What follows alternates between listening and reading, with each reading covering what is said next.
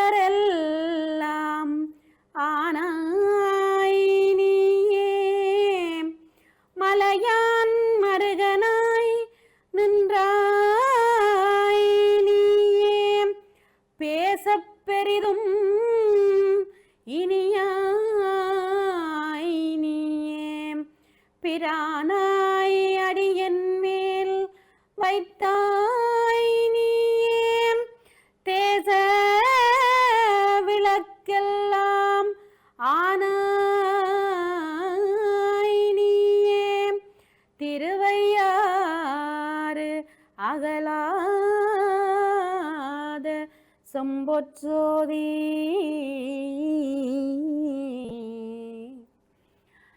சிற்றம்பலம். அப்பர் பெருமான் போற்றி வியந்து பாடிய திருப்பாட்டினை திருவுள்ளத்திலே கொண்டு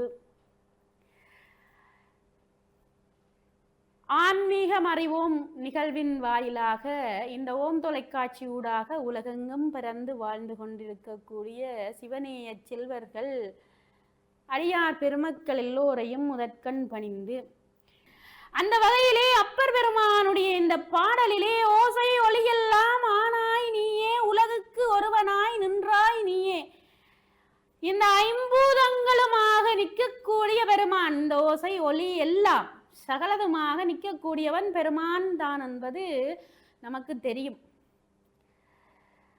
வாசமலரெல்லாம் ஆனாய் நீ எதனாலதான் சொல்லுவார்கள் இறைவனுக்கு சாத்துகின்ற மாலையாக இருக்கட்டும் சூடிக் கொடுக்கின்ற மலர்களாக இருக்கட்டும் அவற்றை நாங்கள் நந்தவனத்திலே இருந்து எடுக்கின்ற பொழுது மிகுந்த பக்குவத்தோடு அதனை ஆய்ந்து எடுத்து கொய்து கொண்டு அவற்றின் வாசனை எங்களுடைய மூக்கின் வழியே நுகராமல் பத்திரமாக கொண்டு இறைவன் திருத்தாளைக்கு சேர்ப்பிக்க வேண்டும் என்று இன்றைக்கு நாங்கள் பல பேர் எப்படி பூக்களை கொய்கிறோம் என்று பார்த்தால் உண்மையிலே அது ஒரு வேடிக்கையான ஒரு நிகழ்வாகத்தான் இருக்கும். ஏதோ கண்ட பாட்டில போய் காய் பூ பிஞ்சு மொட்டு என்று எல்லாத்தோடையும் அப்படியே ஒற்றே உருவெல்லாம் உருவி கொண்டு வாரது. சில மாலைகள்ல கூட பார்த்தா இறைவனுக்கு சாத்துகின்ற பொழுது அங்கே தலைமுடி கூட இருக்கும்.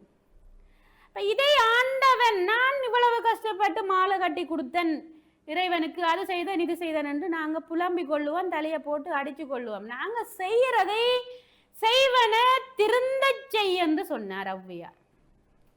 அதை திருந்த நாங்கள் செய்கிறோமா என்பதை அப்பர் பெருமானுடைய திருவையாற்று பதிகப்பாடலிலே மிக ஆழமாக நாங்கள் எங்களுடைய சிந்தனைக்கு எடுத்துக்கொள்ள வேண்டும்.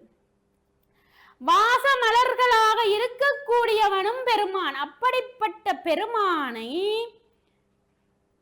இந்த மூக்கினாலே மலர்களை நாங்கள் முகந்தால் பெரும் பாவம். அதனால மூக்க கூட கட்டிக்கொண்டு பெரியாழ்வார் பெருமானுக்கு பூக்கொய்கின்ற பொழுது அந்த மலர்லே இருந்து வருகின்ற வாசனையை முகர்ந்து தான் எச்சிப்படுத்தி விடக்கூடாது என்று மூக்கினை கட்டிக்கொண்டு மலர்களை கொய்து கொடுப்பாராம். எவ்வளவு பக்தி என்று பாருங்கள். அதுபோல அப்பர் பெருமான் பாடுகிறார் வாசமலரெல்லாம் ஆனாய் நீயே மலையான் மருகனாய் நின்றாய். மலையத்து அரசன் அதாவது இமயத்து அரசன்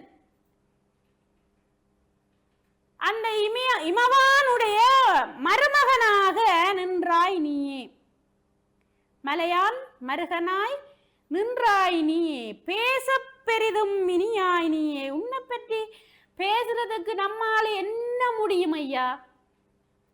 எல்லாரும் நாங்கள் பெரியாக்கள் என்று பேசிக்கொள்கிறோம்.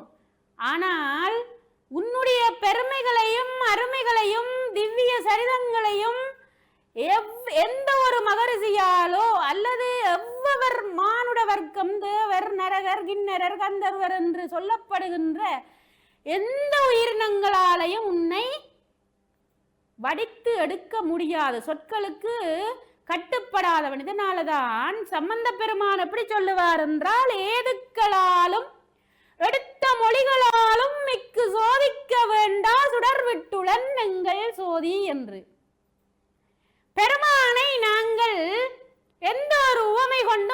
இப்படித்தான் என்று சொல்ல முடியாது.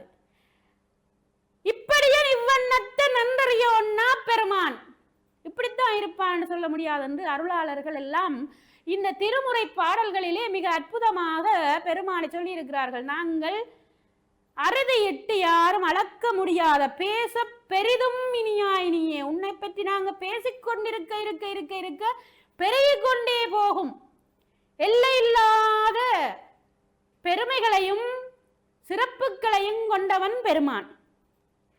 தேச விளக்கலாம் ஆனாயினியே. ஆகா, என்ன அருமையான ஒரு வசனம். அகில அண்ட சராசரங்களுக்கெல்லாம் ஒளி போன்ற வடிவிலே பெருமான் இருக்கின்றான். அவன் ஒளி கிடைக்கலையண்டா ஆன்மாக்களாகிய நாங்கள் எல்லாரும் இயங்கவே முடியாது. அந்த ஒளியினாலதான் நாங்க இயங்கி கொண்டிருக்கிறோம். அவனுடைய அந்த அருட்கடாட்சம் என்கின்ற தெய்வீக ஒளியில தான் இந்த உயிரினங்களும் அண்ட சராசரங்களும் அனைத்துமே இயங்கி கொண்டிருக்கிறது. அத்தனை பிரகாசம் பொருந்திய அவனுடைய அருளொளியை பற்றி தேச விளக்கலாம் ஆனாய் நீயே திருவையார் அகலாத செம்பொச்சோதி என்றார். இத்தனை சிறப்புகளும் பொருந்திய மகிமை மிக்க பெருமான் எழுந்தருளி இருக்கக்கூடிய தலம் திருவையாற்று தலம். அடியேன் கூறவில்லை, அப்பர் சுவாமிகள் திருவையாற்று பதிகத்திலே அருளிய இந்த பாடலை கொண்டு சிறிய நாள் சொல்ல முடிகிறது.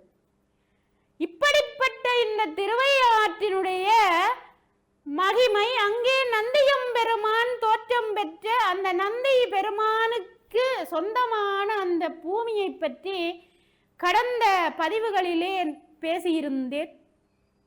அதன் தொடர்ச்சியாக நாங்கள் இன்றைக்கு இந்த திருவையாற்று பெருமானை அங்கேயே இருந்து பாடி பணிந்து ஏத்தி ஒரு மகா புருஷராக வாழ்ந்தவர் ஸ்ரீ தியாகராஜ சுவாமிகள். இன்றைக்கு எல்லோரும் நாங்கள் ஈழ நாட்டிலே இருக்கின்ற பெரிய பெரிய இசை யாம்பவான்கள் கூட தியாகராஜ சுவாமிகளினுடைய கீர்த்தனைகளை பாடாதவர்கள் இல்லை, அவருக்கு விழா எடுக்காதவர்கள் இல்லை என்று கூறலாம். அப்படிப்பட்ட ஒரு மகா ஞானி, இசை மேதை. அது எப்படி சாத்தியமானது என்றால் இந்த ஐயாரப்பரனுடைய பேரருளினாலே கிடைத்த ஞானம். ஆண்டுதோறும் திருவையாறிலே இந்த ஸ்ரீ தியாகராய சுவாமிகளுடைய குருபூசை நாளிலே வெகு விமரிசையாக கலைஞர்கள் எல்லாம் ஒன்று கூடி இந்த திருவையாறை விழாக்கோலம் பூண்டு ஒரு மகோற்சவத்தை நாங்கள் எப்படி விழா எடுப்போமோ அதுபோல தியாகராய சுவாமிகளுடைய விழா அங்கே சிறப்பாக நடக்கும். காரணம் என்னவென்றால் இந்த தலத்திலே எழுந்தருளி இருக்கக்கூடிய சகல சர்வ சித்திகளையும் அருளக்கூடிய ஐயாரப்பரை நாளும் பொழுதும் தரிசித்து நல்ல ஞானவானாக வந்த இவர் இங்கே இருக்கக்கூடிய ஆட்கொண்டார் என்கின்ற பெருமான் மீது பிலகரி ராகத்திலே 2 கீர்த்தனைகளையும், இங்கே எழுந்தருளி இருக்கக்கூடிய பஞ்சநதீஸ்வரர் மீது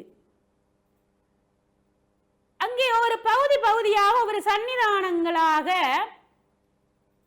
இந்த தெய்வங்கள் அங்கே எழுந்தருள பெற்றிருக்கிறார்கள். ஒவ்வொருவர் மீதும் தனித்தனி பேரன்பு கொண்டு அவர்களிடத்திலே கொண்ட பக்தியினால் அவர்களுடைய ஆளுகைக்கும் அருளுக்கும் உட்பட்ட தியாகராய சுவாமிகள் அவர்கள் மீது தனித்தனியாக கீர்த்தனைகள் பாடுகிறார். இந்த இடத்திலே ஒன்றை சுட்டிக்காட்ட வேண்டும்.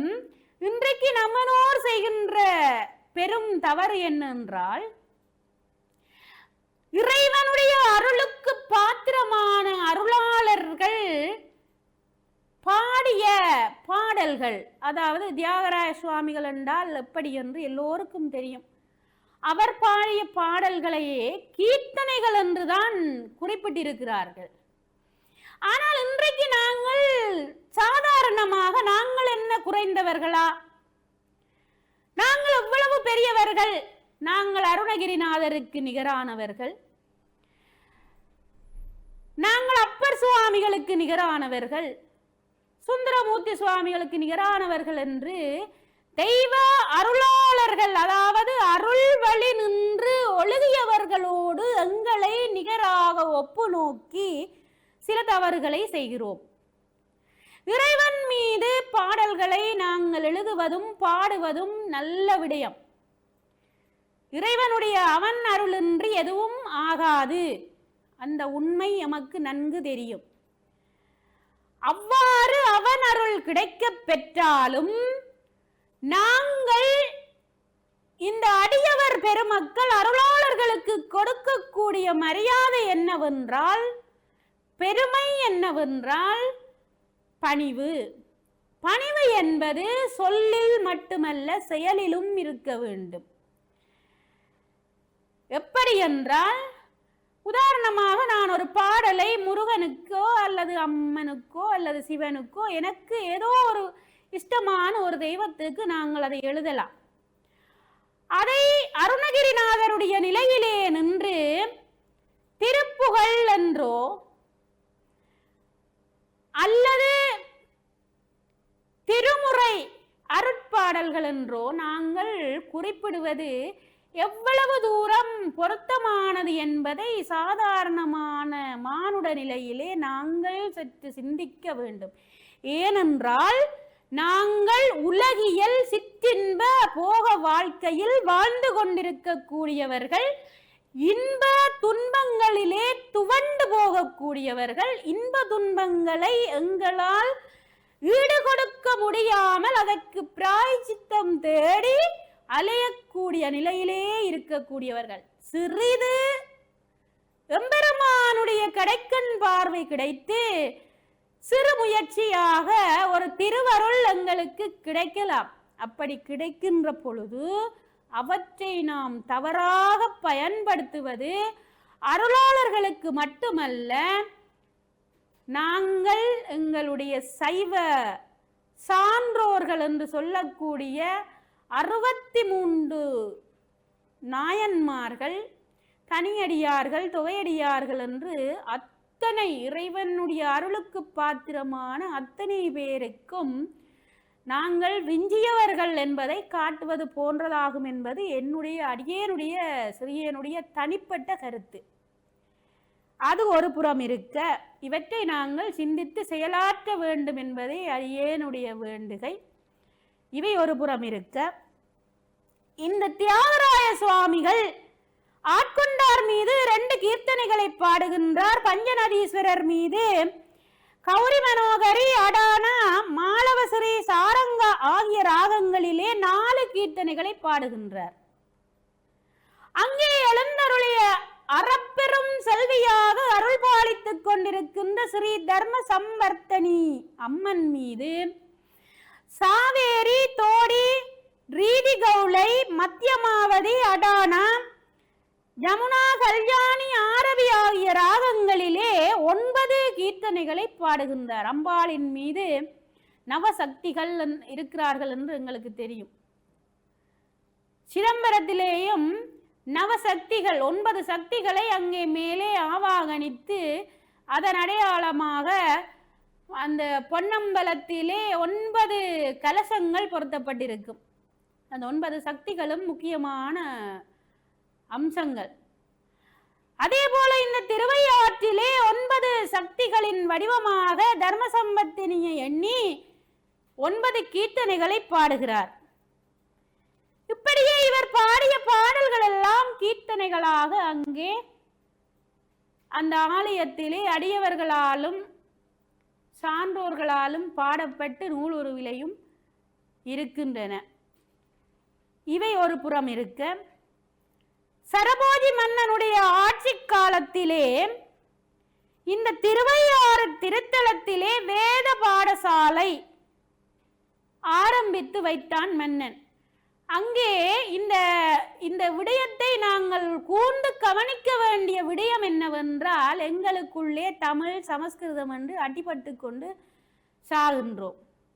ஏன் இந்த அடிபாடு என்பதுதான் எனக்கு தெரியவில்லை. ஏனென்றால் எம்பெருமானை வழிபாடு செய்வதற்கு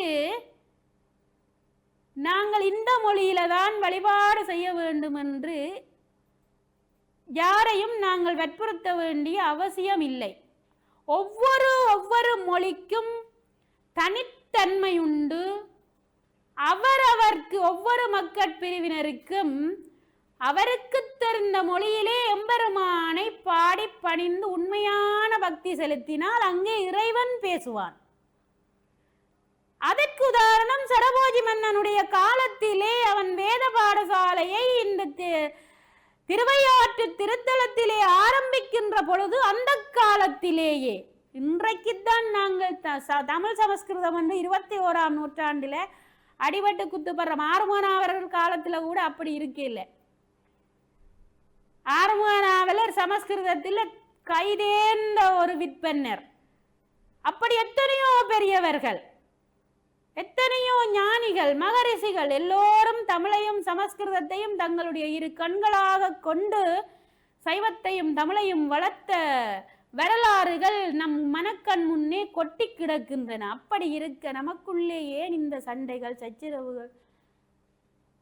இதனால் தான் திருவையாறு திருத்தலத்திலே இந்த பாடசாலை ஆரம்பிக்கின்ற பொழுது தமிழிலும் சமஸ்கிருதத்திலும் அங்குள்ள பிள்ளைகள் கல்வி கற்க வேண்டும் என்ற நியதியை வரம்பை விதித்து அந்த கட்டுக்கோப்புடன் இசை, நாடகம், நாட்டியம், வாத்தியக்கலை போன்றவற்றை கற்பதற்கான அனைத்து வசதிகளையும் அந்த மன்னன் ஏற்படுத்தி கொடுத்தான். சிந்தித்து பாருங்கள், தமிழ் மீது மட்டும் பெற்றுக்கொண்டவனாக இருந்திருந்தால் சமஸ்கிருதத்தை புறந்தள்ளி இருப்பான். சமஸ்கிருதம் மீது மட்டும் பெற்றுக்கொண்டவனாக இருந்தால் தமிழ், அந்த எந்த வேதங்களும் இல்லாமல் அங்கே தெய்வீகமான அந்த கலைகளும் கல்வியும் வளர்ந்து வர வேண்டும் என்பதே ஒரு குறிக்கோளாக கொண்டு அந்த காலத்திலேயே அற்புதமான பணியை செய்துள்ளார். இன்று வரைக்கும் அந்த வேத பாடசாலை திருவையாற்றிலே அற்புதமாக மாணவ செல்வங்களுக்கு அந்த அரும்பணியை ஆற்றிக் கொண்டிருக்கிறது. இத்தகைய சிறப்பு பொருந்திய இந்த திருவையாற்றின் சிறப்பையும் மகிமையினையும் எடுத்து கூற திருவருள் தந்த இறைவனுக்கு நன்றி கூறி அமைகின்றேன். என்றும் இன்பம் பெருகும் இயல்பினால் ஒன்று காதலித்துள்ளமும் ஓங்கிட மன்றுளாரடியார் அவர் வான்புகள் நின்றது எங்கும் நிலவி உலகெலாம். திருச்சிற்றம்பலம்.